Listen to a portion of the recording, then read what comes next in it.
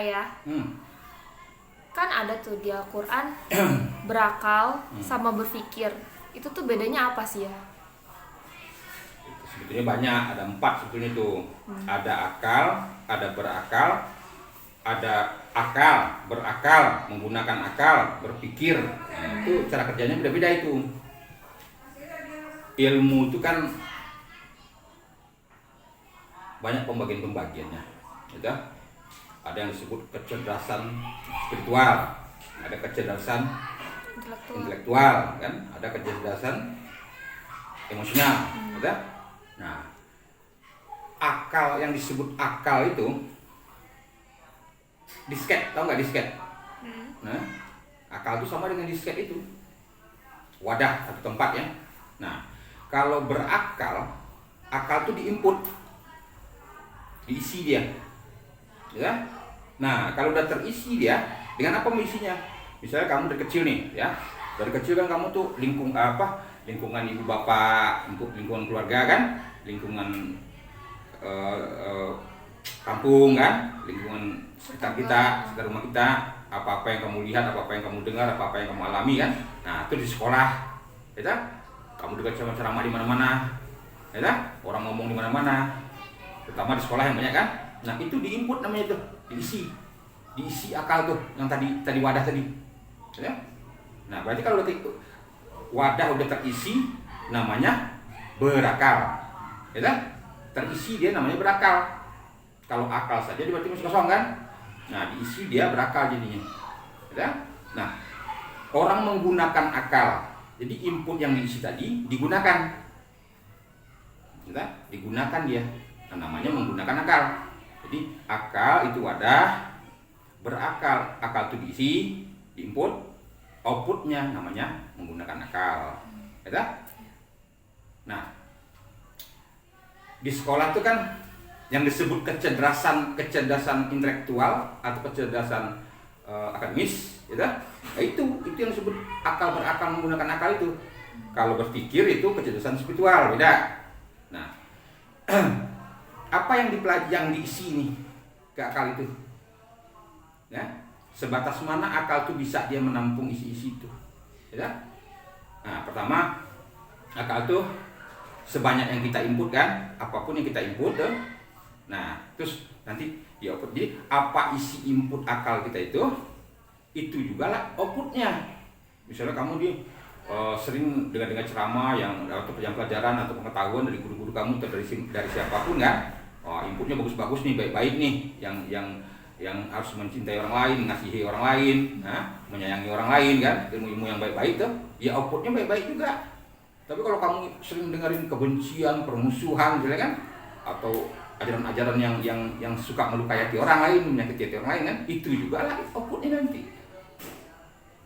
Nah, apa yang kamu pelajari di sekolah itu, gitu, yang kamu alami sehari-hari itu pada umumnya kan ilmu yang sudah ada, ilmu yang sudah bertebaran nih, udah ditemukan orang kan, ilmu yang sudah ditemukan orang, kamu pelajari, kamu input ke akal kamu kan, ya. Nah, sayangnya di Indonesia ini kalau di pendidikan kita di sekolah itu banyak ilmu-ilmu yang sudah kadaluarsa. Kadang tentang ilmu sejarah, kadang-kadang sejarahnya udah kadang-kadang direkayasa, sejarahnya yang nggak benar gitu kan, nggak sesuai fakta gitu kan.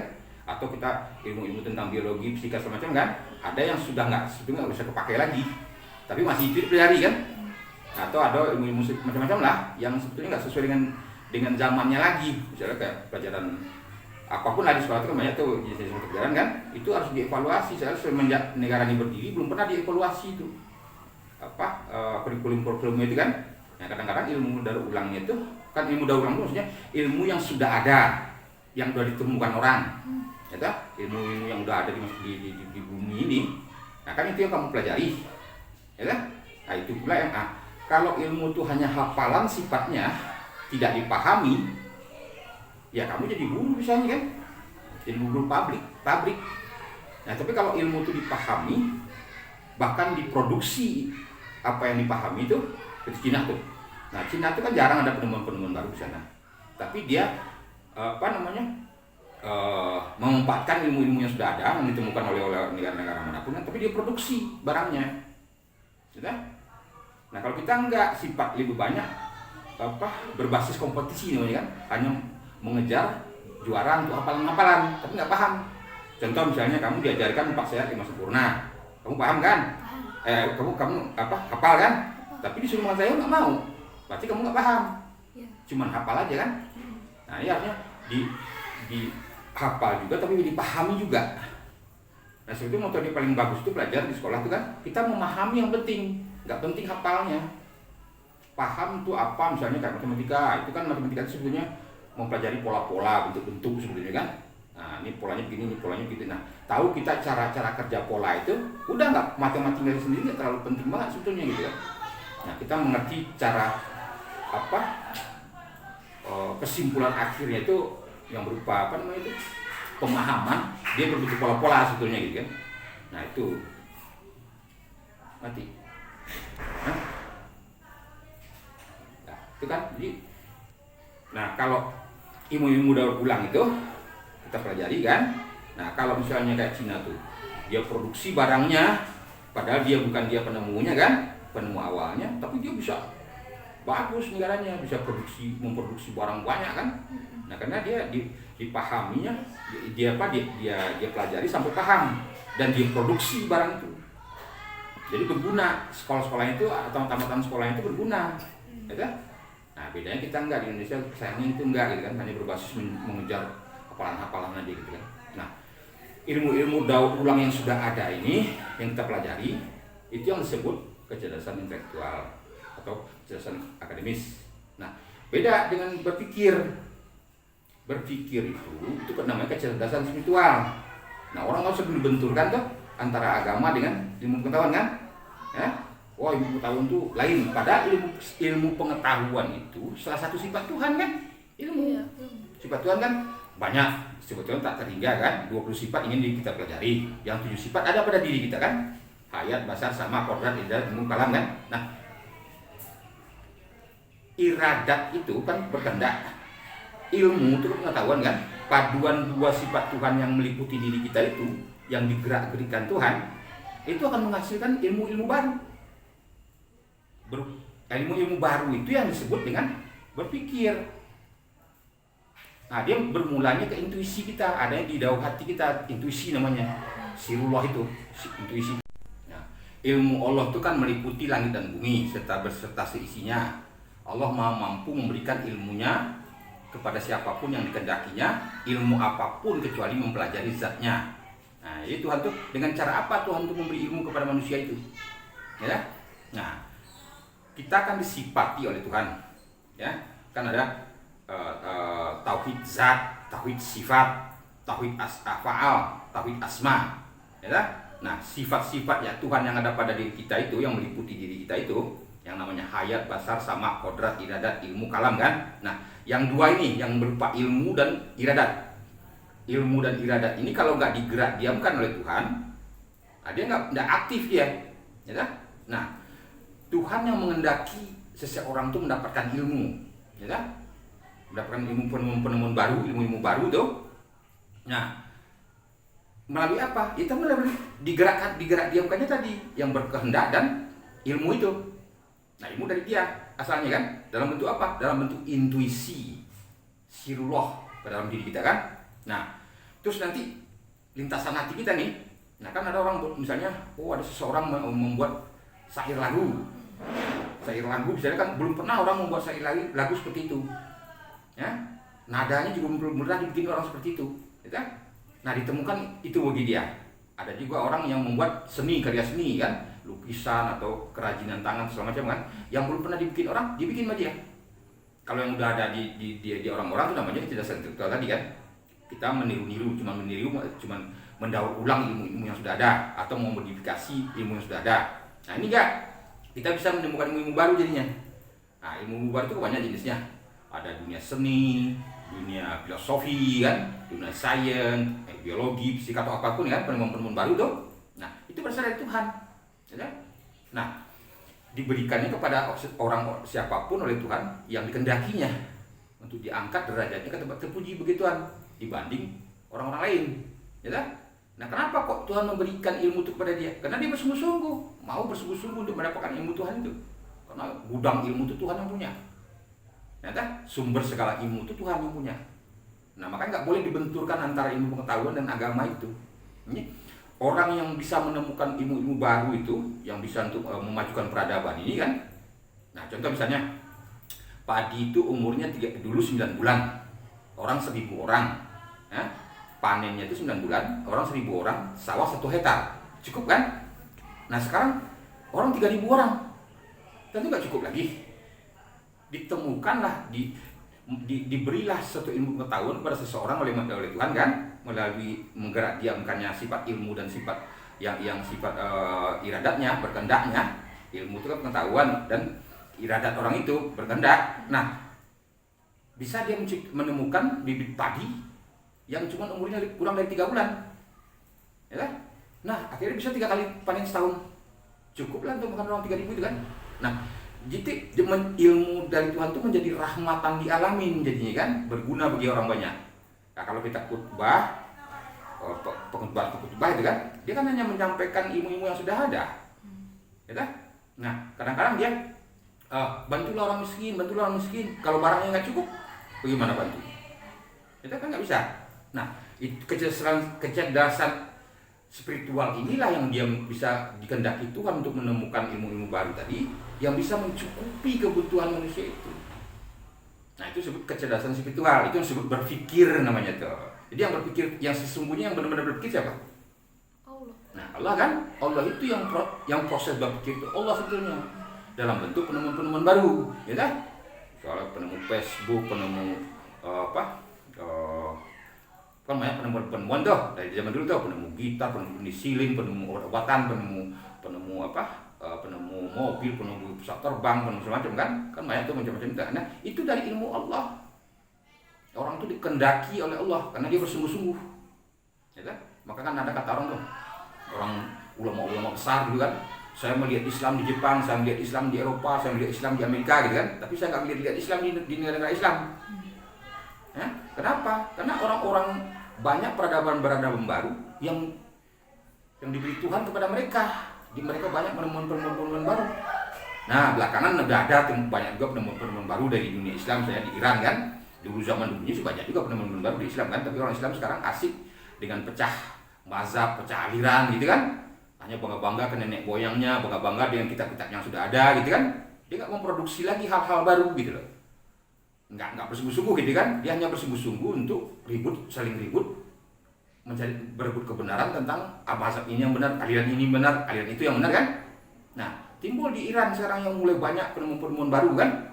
Dia diberi Tuhan juga penemuan. Nah, penemuan baru saat ini ya bisa saja udah ditemukan orang lain, ya, tapi nggak menyontek kita. Kita menemukan juga di sini gitu kan. Bisa kita bikin sebuah syair lagu nih, nadanya begini. Ternyata setahun setelah kita dengar, nggak tahunya udah ada ditemukan orang lain. Orang itu lain udah 3 tahun yang lalu ditemukan gitu. Dia bikin syair seperti itu. Nah, itu namanya ilmu baru di kita. Soalnya kita juga menemukan, kita nggak niru dia. Nah, begitu juga misalnya kan udah banyak teknologi baru di Iran tuh. Nah, cuma kita diadu domba oleh kepentingan kapitalis, kepentingan orang yang berebut tentang dunia sains itu kan, dunia pengetahuan ini. Kenapa? Ada sebagian orang diberi pengetahuan itu oleh Tuhan, dia yang diberi berkah oleh Tuhan, tapi dia merasa dirinya yang punya ilmu itu atas jerih payahnya, atas dia berpikir kata dia kan, dia nggak sadar sebetulnya Tuhan itu yang punya ilmu itu Tuhan. Nah, harusnya kalau kita udah pintar banget, kita sadari ilmu itu dari Tuhan, bukan dari kita, paham nggak? Nah itu, jadi tapi kita diadu domba sama Iran kan, wah antara Sunni Syiah nih sama itu Syiah Iran tuh, wah kalau kita Sunni nih nggak boleh, kita jangan sesat tuh Syiah gini kan. Nah, kita diadu domba, padahal motivasi kita diadu domba antara Sunni Syiah itu atau antara aliran itu kan Kurdi semacam kan, itu sebetulnya untuk supaya kita jangan berkiblat ilmu juga ke Iran gitu kan. Nah, padahal kita diadu domba itu aja, padahal kalau soal aliran itu mah dari zaman dulu udah ada lah, ya kan? Dan agama macam-macam juga kan. Agama-agama itu kan tarikat namanya, tarikat Kristen, tarikat Buddha, tarikat Hindu, tarikat yang orang menuju Islam kan. Nah, di tarikat yang menuju Islam itu banyak lagi pecahan itu. Ada tarikat 81 tarikat tuh. Nah, dimusyawarahkan oleh ulama, tinggal sekarang 41 tarikat kan. Di 41 tarikat ini masih banyak juga yang agak keliru-keliru gitu kan, agak agak kurang pas lah, tapi masih bisa ditolerir. Misalnya kayak tarikat Mu'tazilah, kayak tarikat Jabariyah, Qadariyah, itu agak sedikit ini gitu ya, sedikit kurang pas, tapi masih bisa ditolerir gitu kan. Nah, kalau orang dia mendapatkan pengetahuan banyak dari Tuhan dan bisa membuat penemuan-penemuan baru. Hati-hati kalau kita sombongkan itu ilmu dari kita anggap itu punya kita yang menemukan, kita yang memiliki ilmu itu, wah nih gara-gara usaha saya nih. Itu salah besar itu, nggak boleh gitu. Nah makanya ada kategori kata orang kan sindiran orang ya. Ada S1, S2, S3, profesor kan. Nah orang S1 ini dianggap orang OKB namanya. Orang kaya baru. Nah orang kaya baru. Kenapa orang kaya baru? Dia merasain, wah pintar, gue udah jago nih, gue udah S1 gitu kan. Pertama tenteng tuh. Semua orang disindir kan. Profesor ini, profesor itu disindir. Ulama ini, ulama itu disindir kan. Padahal ulama-ulama yang tua-tua itu, yang sepuh-sepuh itu udah ilmunya udah minta ampun kan. Udah tinggi sekali makom-makomnya, tapi disindir itu. Karena dia baru S1. Nah kalau udah naik ke S2 nanti, merasa dirinya mulai bodoh tuh. Banyak orang yang lebih pintar dari saya ya. Kalau udah S3 nanti, waduh bodoh banget saya selama ini, malu saya ke diri saya. Selama ini saya menyindir ini nyindir itu, nggak taunya saya lebih banyak orang lebih pintar dari saya. Nah kalau udah profesor nanti, astaga naga, jadi kan astagfirullahaladzim, saya cuma bisa bikin disertasi, comot sana comot sini, saya aku itu dari penemuan saya. Padahal saya cuma comot sana comot sini kan. Orang lain bisa menemukan ini, menemukan itu gitu kan. Penemuan-penemuannya bisa merubah peradaban, bisa memajukan peradaban kan. Kok saya cuman nyusun disertasi aja, profesornya makin goblok lagi gitu lah. Nah itu maksudnya semakin kita punya ilmu, sadari ilmu itu dari Tuhan, dan kita tuh merasa bodoh gitu. Jangan merasa lebih pintar. Semakin banyak ilmu maka merasa lebih pintar. Apalagi kalau anak tamat SMA kan lebih bodoh lagi kan. S1 aja baru masuk OKB namanya kan, orang kaya baru. Jadi kalau udah merasa S1 tuh kan orang-orang ini nggak bodoh semua. Dia paling pintar kan. Kalau ceramah tuh, kalau yang S1 di bidang agama tuh, wah minta ampun kan. Sampai agama lain pun disindir kan. Agama dia sendiri aja dia belum paham mempelajari, agama orang lain yang disindir. Nah itu yang nggak boleh gitu ya. Jadi, ada kecerdasan spiritual namanya, itu yang disebut berpikir. Itu sebetulnya Tuhan itu sendiri, ya kan tiada yang ada kecuali Dia Allah. Itu tauhid kan? Ya, itu cara pandang tertingginya, tauhidnya kan. Nah, ada kecerdasan intelektual, itu sebetulnya termasuk golongan ilmu di tasawuf ya. Ada satu lagi kecerdasan emosional, pengendalian emosi, itu apa? Budi pekerti, itu fikih, ilmu fikih dia itu. Jadi produk dari tauhid dan tasawuf ini yang tadi berupa berpikir dan kita belajar pengetahuan tadi yang ilmu daur ulang tadi, kecerdasan intelektual tadi, kecerdasan spiritual dan kecerdasan intelektual itu akan membentuk perilaku kita, akhlak kita, budi pekerti kita kan. Nah kalau input yang kita dapatkan dari kecerdasan intelektual dan kita nggak pernah mendapatkan pencerahan dari spiritual, ya outputnya jadi nggak benar kan gitu. Nah tapi hati-hati juga yang disebut tadi penemuan-penemuan tadi itu, yang berpikir itu, dia ada juga dari setan, dari iblis. Misalnya contoh kan, dia bikin sebuah penemuan bom atom, bom nuklir gitu ya, untuk menghancurkan negara orang lain, ya kan? Dia bisa juga menciptakan misalnya, bagaimana caranya nih memaling sebuah bank brankas besar atau bank gitu kan? Bagaimana caranya saya masuk ke bank itu? Dia pikirkan kan, dapat dia ilmu juga untuk menjebol bank itu. Atau misalnya dunia IT nih, orang canggih sekarang teknologi bagus kan? Dia punya juga, dia bisa meretas apa gitu kan, meretas situs orang, dia bisa menjebol bank, ya, situs bank perangkat lunak bank gitu kan, dia bisa menjebol sandi negara semacam kan. Itu juga ilmu juga namanya, penemuan baru juga, tapi dari iblis gitu loh. Nah, tapi kalau kita carilah gerak diam yang bisa bermanfaat bagi orang banyak, ilmu dalam yang sifatnya berpikir yang berguna bagi orang banyak, penemuan-penemuan baru yang berguna bagi orang banyak. Nah itulah ilmu itu. Jadi setiap apapun yang kita bicarakan itu gak boleh dilepaskan dari Tuhan. Gak boleh konteksnya dilepaskan dari keberadaan Tuhan itu. Karena Tuhan itu yang meliputi sisi alam ini. Paham gak kata? Nah Nah,